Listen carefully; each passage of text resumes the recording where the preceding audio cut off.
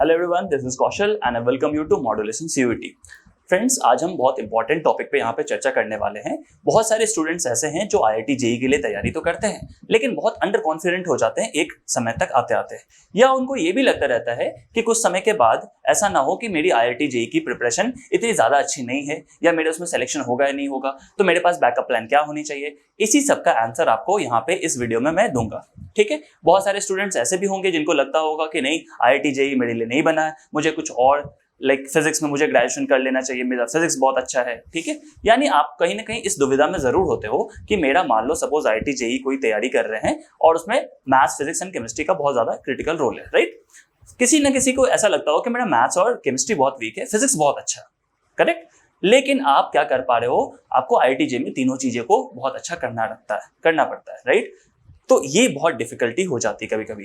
तो आपके लिए ये जो आंसर्स लेके आया वो है CUET का एग्जाम।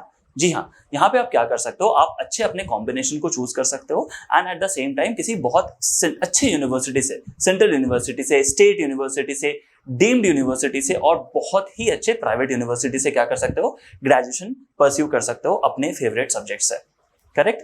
तो आपको मैं सजेशन दूंगा, इवन जो भी इस वीडियो को देख रहे होंगे, जरूर ये हो सकता है कि वो IIT जेईई की प्रिपरेशन कर रहे होंगे। आई एम नॉट सेइंग कि आप बिल्कुल तैयारी छोड़ दो, करेक्ट। लेकिन फ्रेंड्स, एक बात बहुत अच्छे से सोच के देखो, अगर आप IIT जेईई की तैयारी कर रहे हो लेकिन आपने बैकअप में CUET का फॉर्म भर दिया है, क्या यह बहुत अच्छा तरीका नहीं है कि अगर मान लो गलती से किसी भी सर्कमस्टेंसेस की वजह से कुछ नंबर से आप रह गए, कुछ ऐसा क्रिटिकल कंडीशन आ गया उस समय, या कुछ और बात हो गई जिसके वजह से आपने बहुत अच्छा स्कोर नहीं किया वहां पे, राइट। तो आपके लिए कुछ ना कुछ रास्ता तो खुला होना चाहिए। ठीक है, ऐसा नहीं है ना कि आप IIT जेईई और NIT में नहीं जा पाए तो आप बहुत बुरे स्टूडेंट्स थे। हो सकता है कि आप किसी दूसरे सब्जेक्ट से ग्रेजुएशन करके बहुत ज्यादा अच्छा कर लो आगे लाइफ में, है ना। फिजिक्स से कर सकते हो, मैथ से कर सकते हो, ये सारे सब्जेक्ट से कर सकते हो आप। तो यहाँ पे CUET के जब एग्जाम आप पढ़ोगे, दैट इज साइंस स्ट्रीम के जितने भी स्टूडेंट्स, यानी साइंस स्टूडेंट जितने भी होंगे यहाँ पे हमारे, ठीक है, उनको ये प्रॉब्लम आता है कि सर एक्चुअली CUET में हम किस तरह से अपने सब्जेक्ट को चूज करें। ठीक है, तो ये वीडियो पूरा आपके लिए ही क्या है, डिवोटेड है। चलो पहली बात समझते हैं।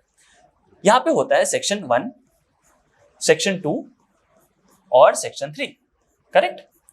सेक्शन 1 में आप देखोगे क्या होती है, इंग्लिश होती है, इंग्लिश लैंग्वेज। ठीक है, इंग्लिश लैंग्वेज। ठीक है, थर्ड सेक्शन में होती है जनरल टेस्ट।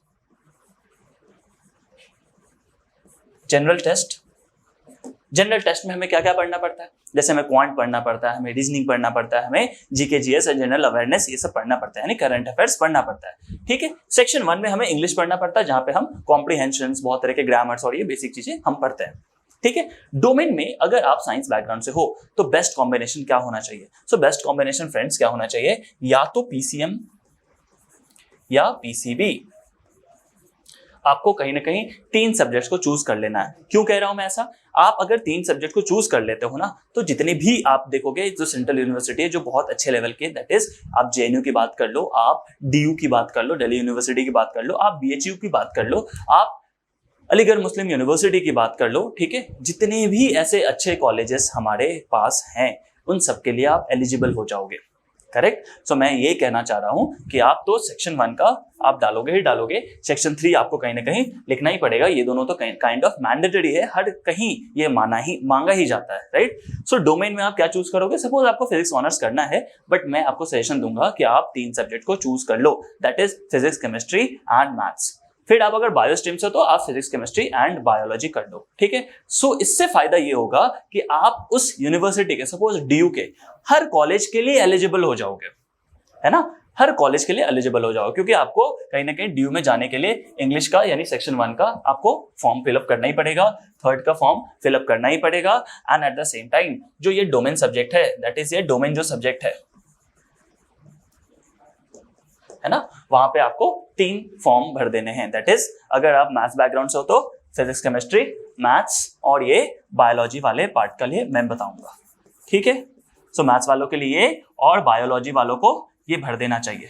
ठीक है, फॉर द सेफर साइड। क्यों, क्योंकि आप फिर उस यूनिवर्सिटी के लगभग हर कॉलेज के लिए एलिजिबल हो जाओगे। आप BHU के लिए एलिजिबल हो जाओगे, आप AMU के लिए अवेलेबल हो जाओगे, राइट। हर जगह आप क्या कर सकते हो, आराम से अपने फॉर्म को फिलअप करके उस जगह किसी भी ना किसी कॉलेज में जरूर एंटर कर दोगे।